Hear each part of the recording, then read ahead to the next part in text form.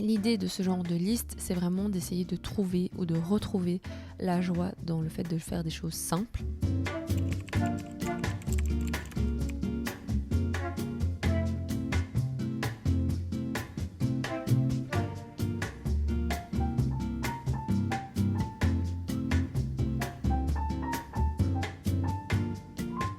Hello! Bienvenue dans cette nouvelle vidéo YouTube. Alors pour ceux qui ne me connaissent pas, bienvenue sur cette chaîne. Moi je m'appelle Kani, je fais principalement des ateliers d'aquarelle à Bruxelles. Et si jamais ça vous intéresse, n'hésitez pas à aller voir le lien dans la description. Il y a toutes les dates, tous les thèmes. Tous les thèmes sont bien évidemment ouverts aux débutants. Donc si jamais ça vous intéresse, ça me ferait trop plaisir de vous rencontrer en vrai. Aujourd'hui, on est parti sur un épisode tout doux. Je ne sais pas si vous me suiviez déjà à ce moment-là, mais au début du printemps de cette année, j'ai fait une to-do de choses que j'avais envie de faire pendant ce printemps. Et cette liste, je l'avais faite en mode inspiration, en espérant faire un maximum de choses dessus. Et il se trouve que ça m'a beaucoup inspiré, ça m'a beaucoup motivé aussi, le fait de la partager, dans le sens où le verbaliser, ça rend les choses un petit peu plus concrètes. Et c'est un peu comme si je faisais une promesse avec vous en mode « Ok, c'est ça qu'on va venir faire dans les 3 prochains mois ». Et je me suis dit que ce serait chouette d'en faire une par saison, finalement. Mais avant ça, j'avais juste envie de faire un petit récap de ma to-do du printemps. J'ai coché presque tous les éléments de la to-do à part 3 choses. Évidemment, je vais pas tout répéter, sinon ça me referait un épisode en entier, mais je voulais quand même me justifier sur les 3 choses que je n'avais pas réussi à faire. La première, c'est aller au théâtre, et pour celle-là, j'ai pas d'excuses, j'ai juste procrastiné, mais ça reste quelque chose que j'ai envie de faire. Donc cet été, je serai beaucoup plus chill parce que je pars pas en vacances. Donc vraiment, ça va être de nouveau sur ma to-do. Je vais y aller en 2026, je vous le promets. La deuxième chose que je n'ai pas faite, c'est courir les 20 km. Alors j'ai repris la course de façon très douce, de façon très légère. Pour diverses raisons médicales, j'ai envie de garder un taux de cortisol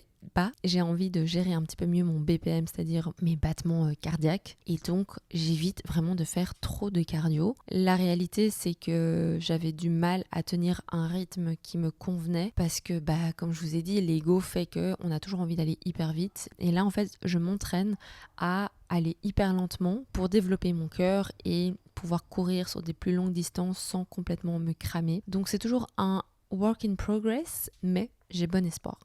Et dernière chose que je n'ai pas faite, je n'ai pas été à Amsterdam. Ça a été plutôt une question de timing et d'agenda plutôt qu'une question d'envie. Donc je me dis pourquoi pas essayer d'aller cet été, mais je trouve que Amsterdam c'est vraiment une ville de printemps. Donc je ne sais pas trop, je vais pas m'obliger non plus à y aller juste pour y aller. Et en même temps, ça fait vraiment longtemps que j'ai pu être à Amsterdam, donc je pense que ça me ferait plaisir et que ce serait un chouette city trip à faire. Donc voilà, comme ça vous savez un petit peu mes fails de la to-do, mais par contre pour le reste je suis super fière. J'ai été assez créative, j'ai refait ma terrasse. Ça m'a beaucoup aidé d'avoir cette petite to-do dans le coin de ma tête pour me dire ok, en fait ça tu peux encore le faire, ça tu peux encore le faire. Donc voilà, maintenant qu'on a débriefé le printemps, on va pouvoir venir s'attaquer à l'été. Vous allez voir de nouveau, c'est une liste de choses simples à faire. Il n'y a rien de très extravagant. L'idée de ce genre de liste, c'est vraiment d'essayer de trouver ou de retrouver la joie dans le fait de faire des choses simples. Donc voilà, si jamais vous avez d'autres idées à rajouter à cette to-do, n'hésitez vraiment pas à le mettre en commentaire ou à m'envoyer un message. Ça me ferait vraiment super plaisir de vous lire. Et on va commencer avec la première chose,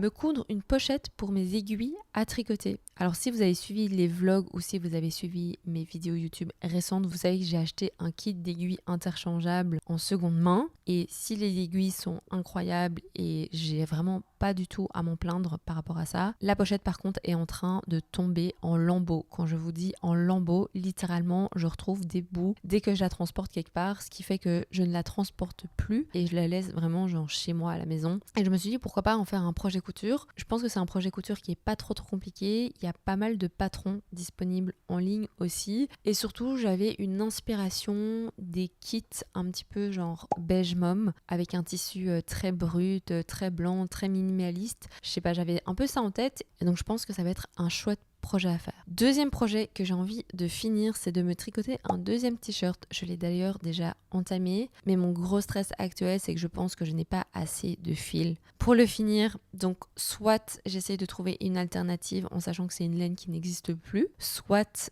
je détricote, ce qui m'ennuierait un petit peu, mais bon, pas le choix. Je vais pas continuer de tricoter quelque chose que je n'arriverai pas à porter. Donc priez pour moi pour que ça fitte et que ce soit au moins un peu plus long qu'un soutien-gorge. Et donc pour ceux que ça intéresse, là je suis en train de tricoter un patron qui s'appelle le Infinity Button Top, quelque chose comme ça. C'est un patron qui est gratuit et qui ressemble très fortement au patron silhouette de Lykegarde, sauf qu'il a un col montant et il se fait en raglan. Et comme je mets très très très souvent le top blanc que je me suis fait, j'avais envie d'en faire un de couleur plus foncée avec un design plus ou moins similaire mais pas trop éloigné non plus. Donc voilà, je pense que je vais assez vite le finir. Je pense que je suis une tricoteuse assez rapide, même si je passe pas mes journées à tricoter, dès que j'ai un petit peu de temps, je le fais. Troisième chose que j'ai aussi un petit peu commencé mais que je dois encore continuer, surtout ici là dans le fond, c'est ranger mon atelier. Alors j'ai déjà rangé la partie A, celle que vous voyez pas qui se trouve de l'autre côté de la caméra, et j'ai envie de ranger la partie B, donc un peu la version livre. Si jamais ça vous intéresse, je vous mettrai le lien de mon Vinted en barre de description. Je pense pas que je vais faire une grosse annonce en mode je vais mettre tout en ligne. Je pense que je vais mettre au fur et à mesure au compte-gouttes. Donc si jamais ça vous intéresse, vous pouvez vous abonner à mon profil. Je pense que je vais me débarrasser de beaucoup de livres, mais aussi des anciennes palettes d'aquarelle, ce genre de choses. Donc si jamais ça vous intéresse, ce sera à petit prix, donc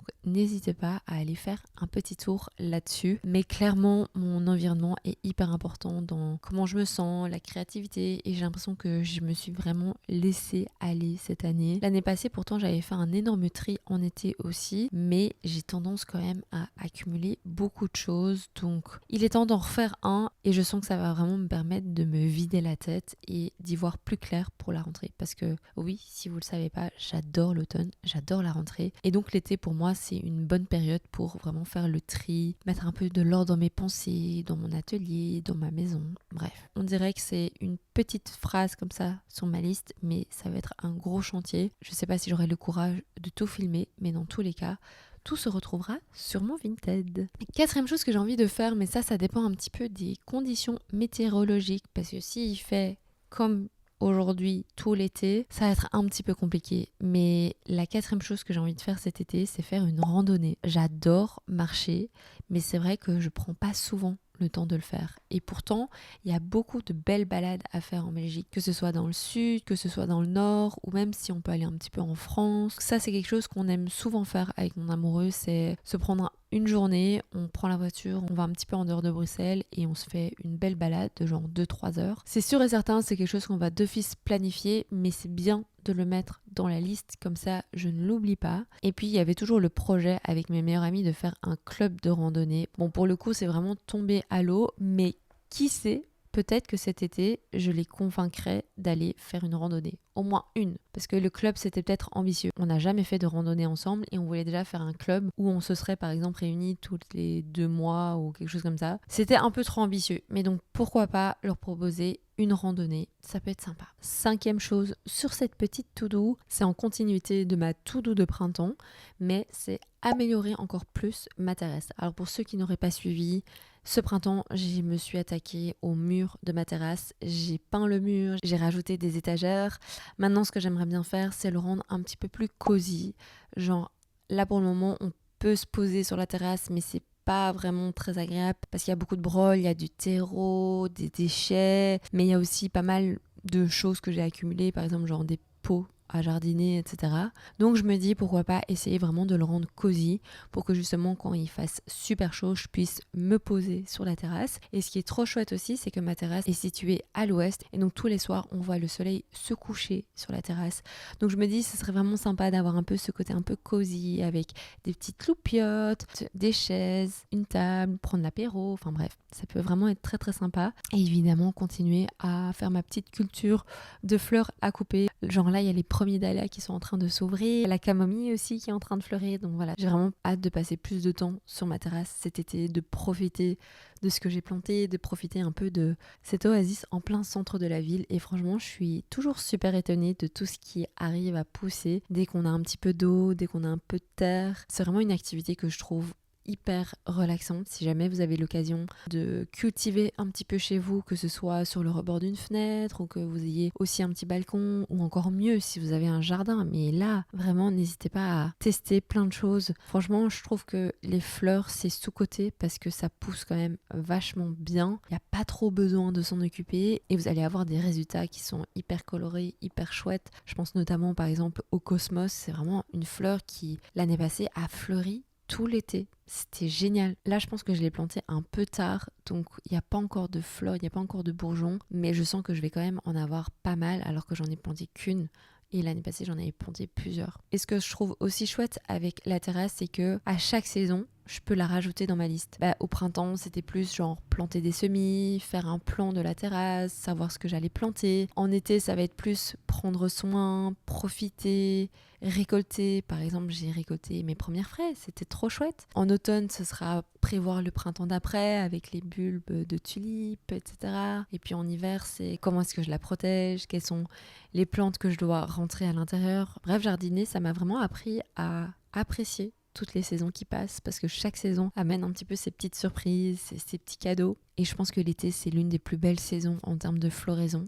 Donc vraiment, j'ai trop hâte que ça fleurisse sur le balcon. 6e chose que j'ai envie de faire cet été, c'est me poser à la plage. Je pense que ça fait des années que je me suis plus juste genre posée à la plage, mettre une serviette, mettre de la crème solaire, prendre un livre et juste ne rien faire. De manière générale, je ne pars pas souvent en été. Les fois où je pars, j'essaye toujours de partir plutôt début septembre. Et souvent, quand je suis partie ces dernières années, je suis partie dans des villes ou en tout cas dans des endroits où il n'y avait pas de plage. Ça fait très très longtemps que je suis plus juste partie une semaine à la plage, au soleil, sud de l'Espagne, sud de la France. Enfin, c'est pas prévu pour cette année, mais je me suis dit, pourquoi pas essayer de me poser une journée à la plage en Belgique. J'oublie souvent que c'est une option. Vous me voyez souvent à la mer quand il fait froid, quand il fait venteux. J'aime beaucoup la mer du Nord quand il y a personne, parce que quand il y a du monde, ça devient vite étouffant. Mais surtout là, avec la canicule, je me dis, ce serait un super bon plan. Juste me poser à la plage pendant un week-end, faire un peu comme si j'étais aux Caraïbes. Bon, la couleur de l'eau va pas être la même, mais juste essayer de me sentir un petit peu en vacances. Et d'ailleurs, en parlant de se sentir en vacances, je me suis récemment acheté toute la gamme Monoi de Yves Rocher. C'est pas du tout une sponsor, c'est un partage vraiment spontané. C'est une odeur que j'ai acheté énormément quand j'étais étudiante, quand j'étais plus jeune, parce que c'était pas très cher et que j'adorais cette sensation de me sentir en vacances. Et ouais, il y a genre une semaine, je me suis acheté la gamme, l'huile de Monoi, l'eau brume de Monoi et aussi la crème de corps de Monoi. Et vraiment, les gars, avec cette chaleur, les Havaianas aux pieds et cette odeur de Monoi, j'ai juste l'impression d'être en vacances, même en restant à Bruxelles. Si jamais vous voulez vous sentir en vacances, n'hésitez pas à rajouter ces 2-3 petits trucs qui font que vous ayez l'impression d'être ailleurs. Une 7e chose sur laquelle j'ai envie de travailler, et ça fait des mois et des mois que je l'ai clairement abandonné, et c'est essayer de retrouver une chouette morning routine et au-delà de ça, retrouver plus spécifiquement une routine créative. Sur le podcast, je vous ai déjà parlé de ma morning routine, de je me levais, je faisais mes 3 pages du matin, je faisais parfois un peu de sport. Et c'est vrai que depuis le début de l'année, j'ai beaucoup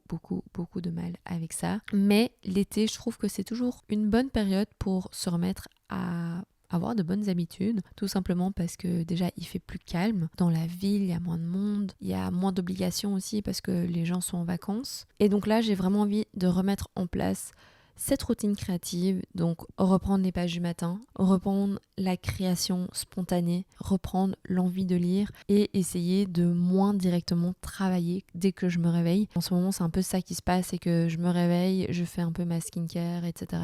et je me mets directement au travail parce que j'ai l'impression qu'il y a une espèce d'urgence par rapport à mon travail. Alors qu'en fait, non, il faudrait juste que je me pose 1 heure pour une mini routine, aller marcher 10-15-20 minutes dehors près de chez moi, faire 10-15-20 minutes les pages du matin et puis 10-15-20 minutes de création. Et c'est vrai que chaque fois, je me dis, j'ai pas le temps de le faire, j'ai ça sur le feu, mais en fait, il y a toujours tout qui est urgent. Et finalement, à la fin de la journée, je me sens quand même épuisée, donc autant essayer de me prendre peut-être un peu plus le temps le matin. Je pense que ça pourrait vraiment me faire beaucoup de bien. Une autre chose que j'ai envie de faire cet été, c'est essayer de retravailler tous mes fascicules d'atelier. Alors pour ceux qui ne le sauraient pas, quand je donne des ateliers, je fournis toujours un fascicule avec les différents projets qu'on va venir aborder, mais aussi avec des petits tips par rapport au thème de l'atelier. Et c'est des fascicules que j'ai créés au fur et à mesure des années et je commence à en accumuler pas mal. Sauf que c'est une mise en page qui, je trouve, commence à vieillir un petit peu. Donc je me dis cet été, pourquoi pas essayer de les remettre en page, essayer de faire peut-être des nouveaux projets et pourquoi pas les utiliser pour faire un nouvel e-book parce que oui, j'en ai déjà un. Il est d'ailleurs toujours disponible sur mon site internet. Il y a 30 tutoriels pas à pas avec toutes les explications, des petites vidéos, le matériel utilisé, etc.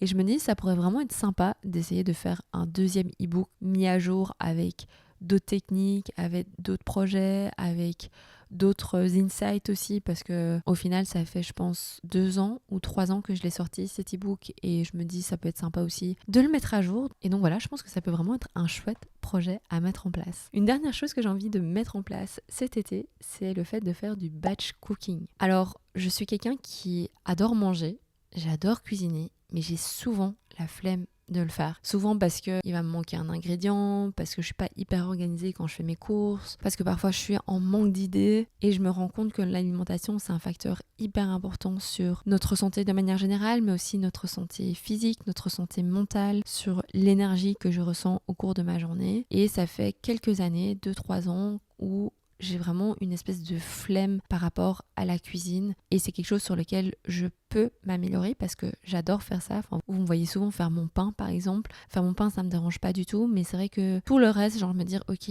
là il est 19h30, va falloir que je fasse à manger, c'est souvent compliqué, et donc du coup je me dis pourquoi pas essayer de faire du batch cooking. Je regarde notamment pas mal les vidéos de Alia Zeta, elle fait tout le temps du batch cooking et ça a l'air super bon, donc je pense que je vais regarder un peu ses vidéos. Et j'ai aussi acheté un livre que Laura de Enjoy la Môme avait juste partagé en story, et je fais un screenshot parce que ça avait l'air hyper intéressant, et en plus elle disait que ça avait vraiment changé la façon dont elle mangeait, la façon dont elle préparait ses repas, et donc je me dis que ça peut vraiment être une chouette habitude à prendre aussi, de se consacrer 1 à 2 heures à cuisiner, et comme ça après je dois juste plus réfléchir à ça, et surtout ça me permettrait de moins craquer. Parce que quand il n'y a rien dans le frigo, quand on a la flemme de faire quelque chose, quand on n'a pas vraiment de vision de ce qu'on doit manger, ça craque le fast-food, ça craque le resto, ça craque je sais pas trop quoi. Mais j'ai vraiment envie de reprendre ça en main. Donc voilà, ça je pense que c'est la dernière chose de ma to-do. Évidemment, à cette liste, je vais essayer de glisser un petit peu aller au théâtre, et pourquoi pas essayer d'aller à un concert, mais je me mets pas trop la pression parce que déjà de 1 ça coûte de l'argent et je sais pas trop si ça va être dans mon budget, surtout qu'en été la plupart des concerts c'est des festivals, donc une journée ça peut vite monter à genre 100 €. Mais si l'occasion se présente, je pense que je vais être hyper ouverte par rapport à ça, et que si ça se met, j'irai avec plaisir. Voilà, je pense qu'on arrive à la fin de la vidéo. Si jamais vous avez d'autres inspirations ou d'autres idées que vous voulez rajouter à ma liste, n'hésitez pas à les mettre en commentaire. Ça me ferait super plaisir de vous lire. Si jamais la vidéo vous a plu, n'hésitez pas à vous abonner à la chaîne et à mettre un like à cette vidéo. Nous, on se retrouve la semaine prochaine pour une nouvelle vidéo, et d'ici là, n'oubliez pas de rester créatif. Salut!